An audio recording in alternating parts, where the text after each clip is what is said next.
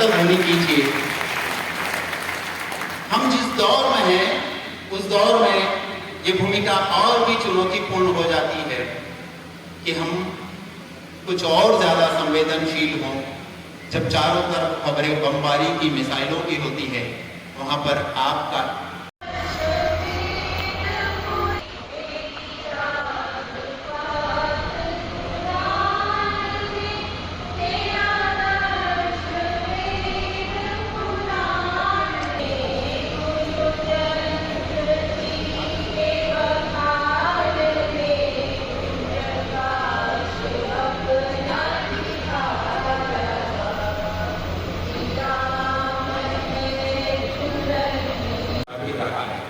और शिक्षा की जितनी चुनौतियां हमारे सामने होती हैं, उन चुनौतियों में से चुनकर उनके विरोध में उनका उपाय, उनका सुधार, उनके उत्तरोत्तर विकास के लिए आपने लगातार वर्षों बरस काम किया है। ये हमारा सौभाग्य है कि आप मंच एवं साथ ही हमारे प्रदेशाध्यक्ष परमादरणीय शेषन चौहान साहब, सम्मानित मंच, सामने विराजित राष्ट्र का निर्माता और संगठन के प्रति श्रद्धा रखने वाले मेरे तमाम अग्रज एवं अनुज शिक्षक शिक्षिकाएं, आज जो सम्मेलन हमारा हो रहा है, निश्चित ही शिक्षक और शिक्षकों के और शिक्षार्थियों के जो समस्या है, वर्ष भर जो समस्या आने वाली है, उसका हम एक मंथन करेंगे।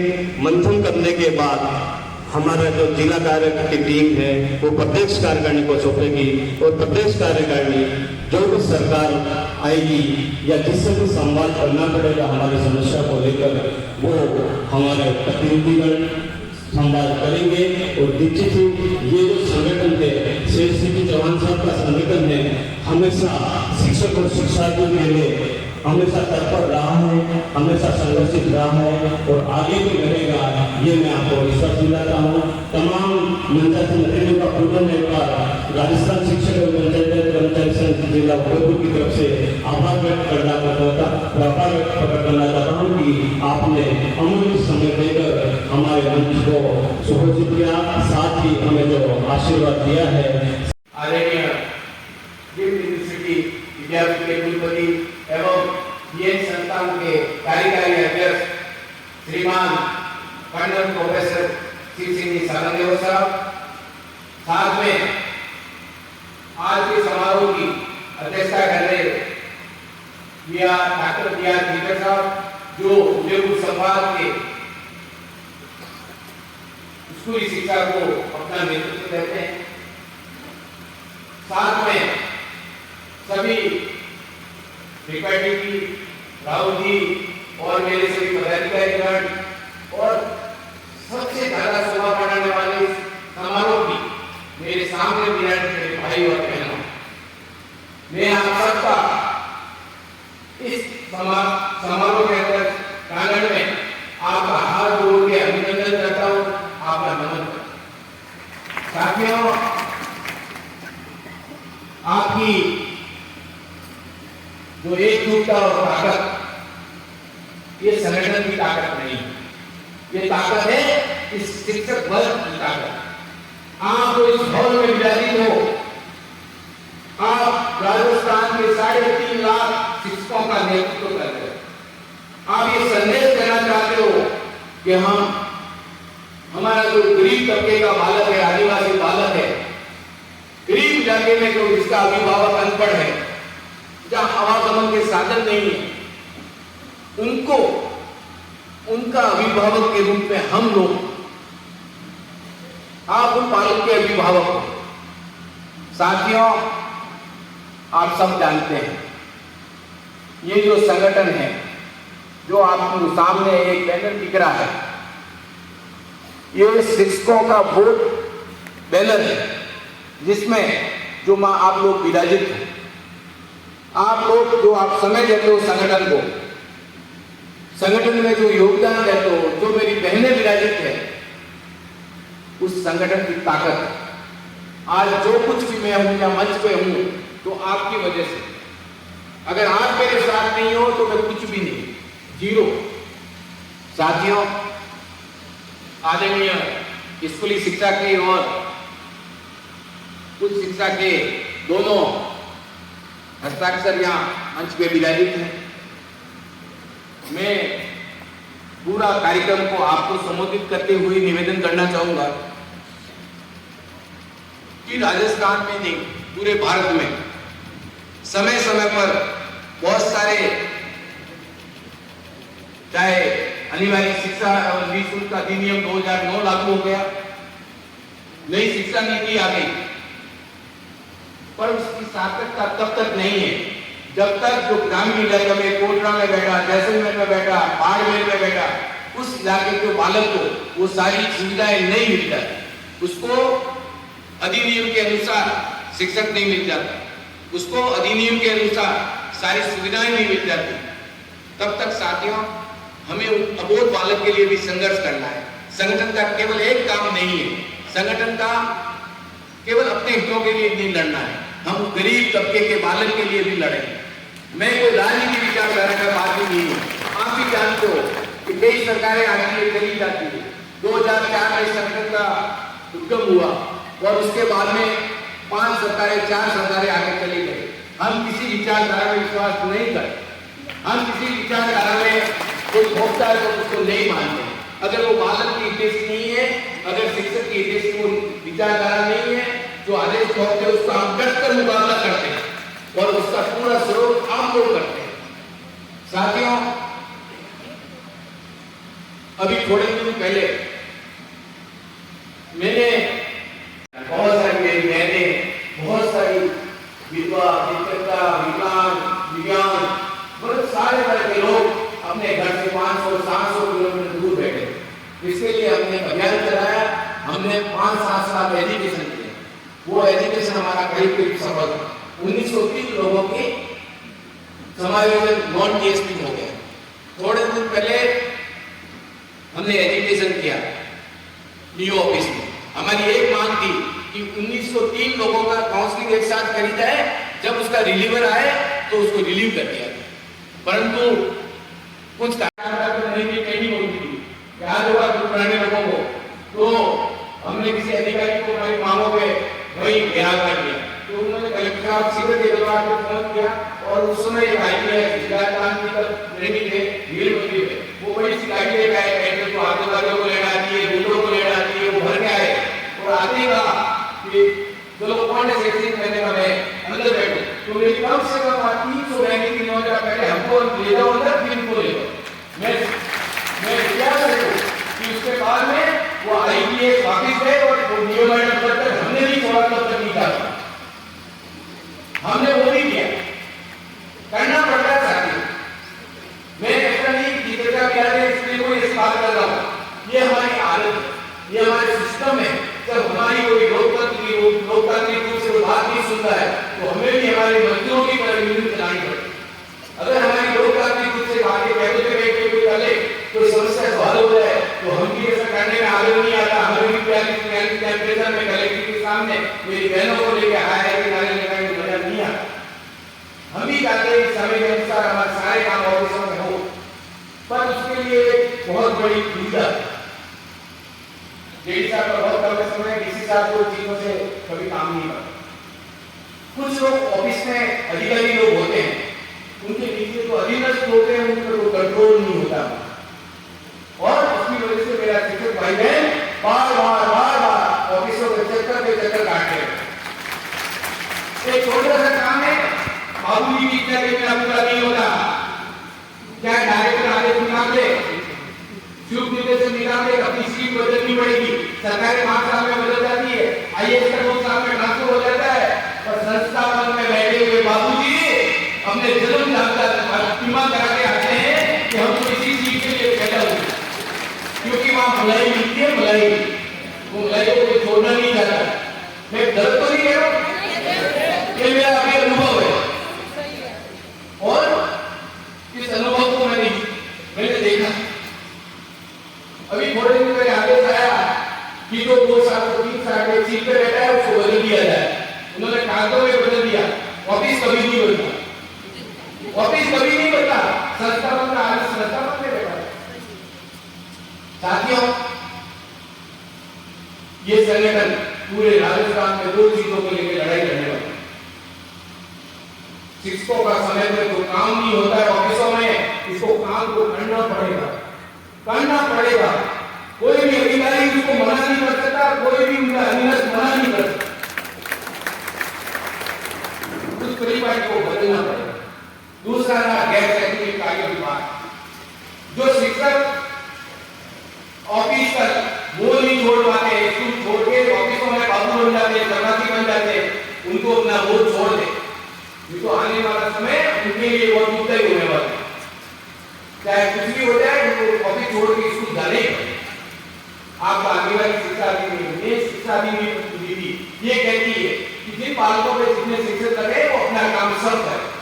2 शिक्षक लगे, एक शिक्षक 4 साल को भी ऑफिस में लगा है, एसडीओ ऑफिस में, और दूसरा शिक्षक उसके सारे काम करता है। क्यों भाई?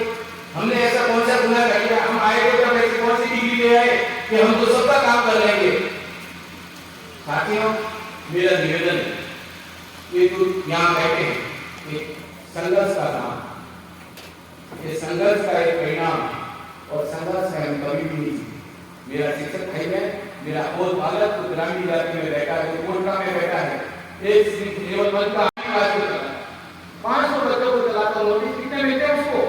कि 12वीं के रिजल्ट, पूरी स्कूल के रिजल्ट का, 12वीं के रिजल्ट का और 10वीं के रिजल्ट का 3 नोटिस एक लेवल 1 के शिक्षक को, जो पहले से बाहर ही अकेला स्कूल चलाता है, और वो पीओ भी है, वो उसके अधीनस्थ 5 स्कूल में उसको भी देखता है।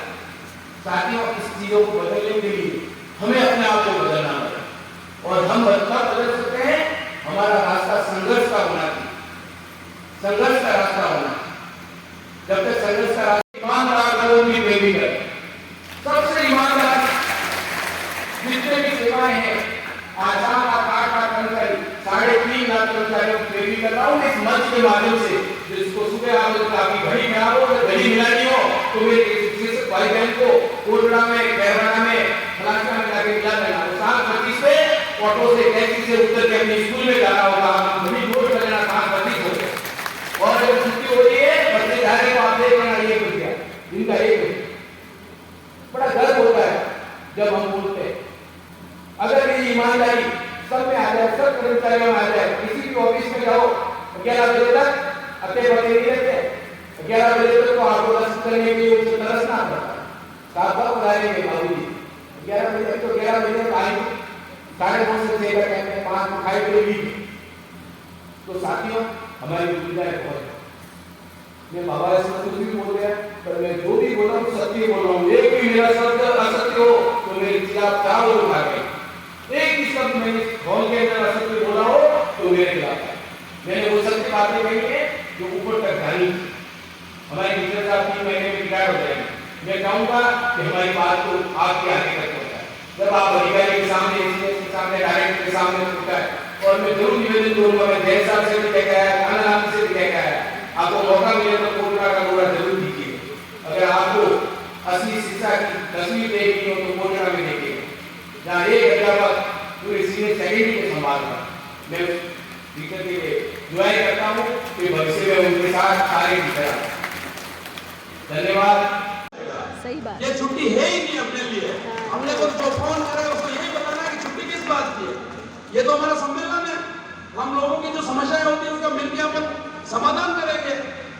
और मैं एक चीज और बता दूं, जिन लोगों ने फोन किए थे वो यहाँ उपस्थित नहीं होते, वो अपनी रिजर्वेशन की तैयारी करेंगे, और जो लोग फोन नहीं करते वो 100% यहाँ उपस्थित है।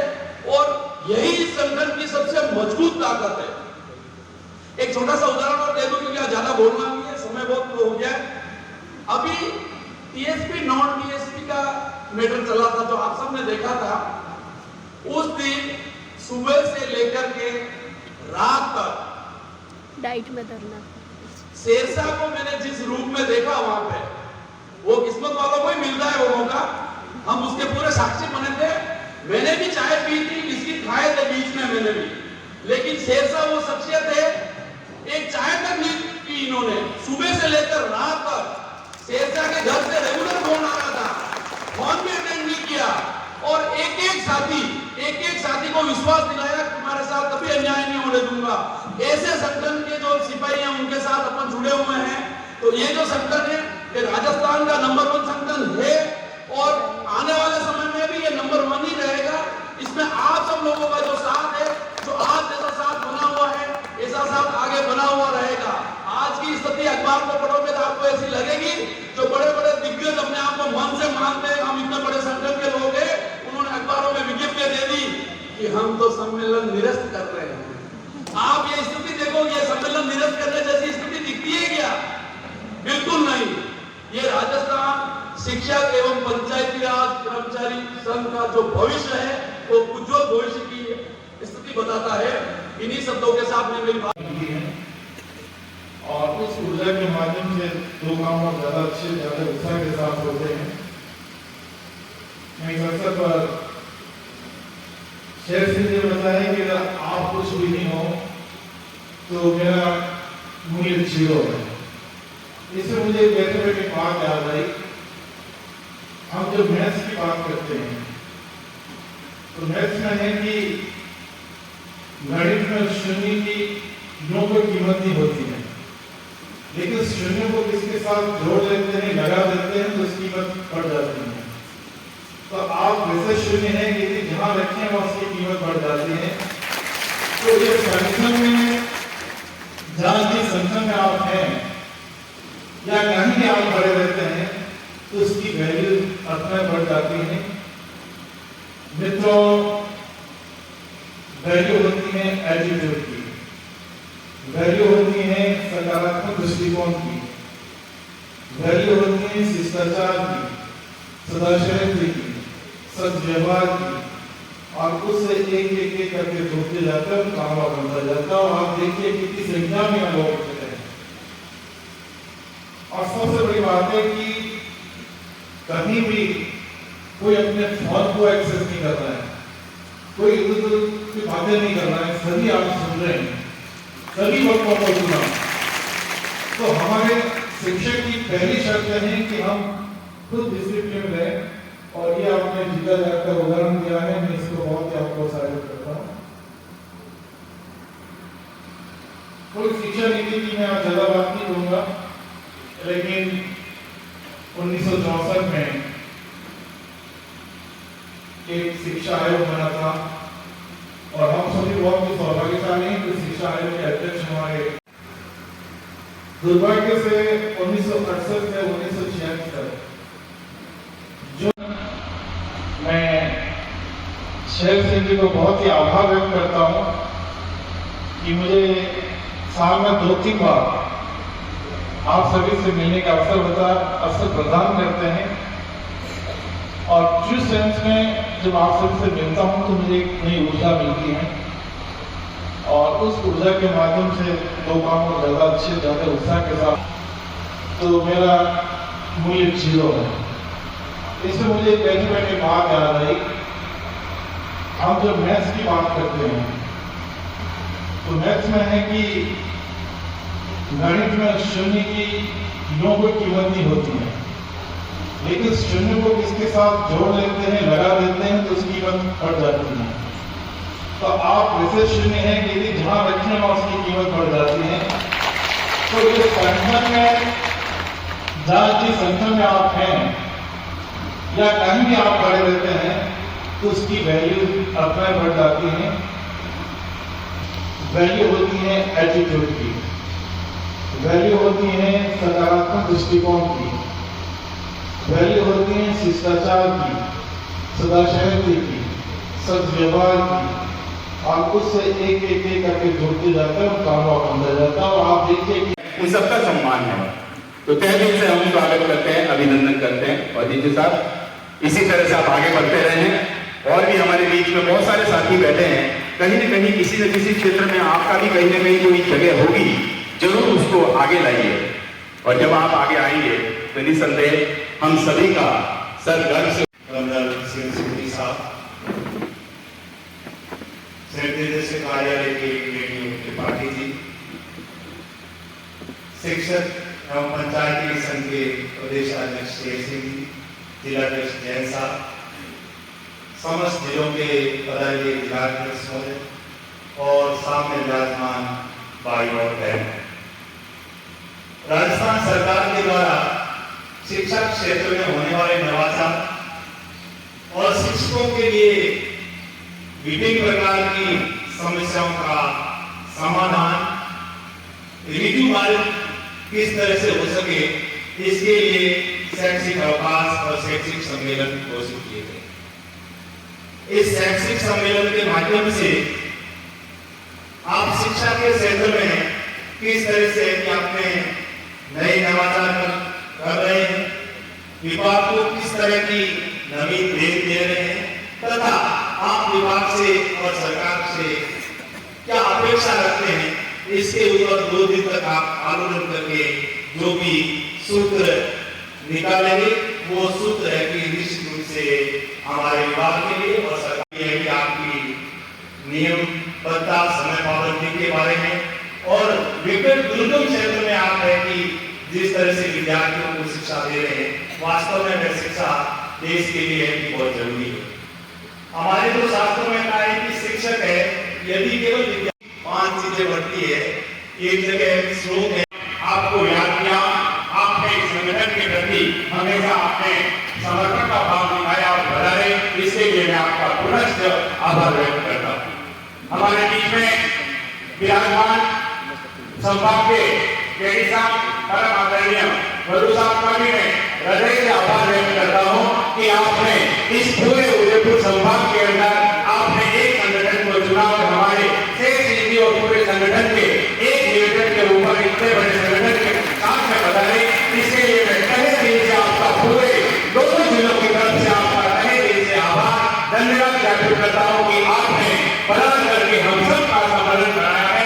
इसके लिए और पूरे राजस्थान के शिक्षकों की आवाज बन चुके सिर्फ सिंह साहब का भी मैं तहे दिल से आभार व्यक्त करता हूँ कि आपने पूरे राजस्थान के अंदर शिक्षकों की आवाज उठा करके हमें बहुत सारे गैर शैक्षणिक कार्यों से मुक्ति दिलाई है। इसके लिए मैं आपका तहे दिल से आभार व्यक्त करता हूँ। हमारी तो बहनें बेटियां भी दूसरी बहनें बेटी है, इनको आवासीय प्रशिक्षण के अंदर जो है 8 दिन तक अपने बच्चों को रोज में लेकर के प्रशिक्षण देना पड़ता था। ऐसे मंच पर विराजमान हमारे सवाई माधोपुर से गुजर साहब, मेरे शिक्षक साथी महेश जी, आपने आप सभी का मैं इस 2 दिवसीय बारे में हमने वार्ता की और हमें अच्छा जवाब मिला। अभी पिछले 27 सिंह जी चौहान के नेतृत्व में हमने निदेशक महोदय कालाराम जी से भी शिक्षक समस्या से वार्ता की और हमें पूर्ण आश्वासन मिला है कि हमारी सारी समस्याएं दूर होगी। आज इस अवसर पर मैं आप सभी का हृदय से आभार व्यक्त करता हूँ कि आप इतनी अच्छी संख्या में पधारे। मेरा आपसे निवेदन है कि कल खुले मंच के कार्यक्रम में आप पधारे, किसी भी शिक्षक भाई बहन की कोई समस्या है, कोई बात है, अवश्य बताएं। पुनः आपका हृदय से आभार।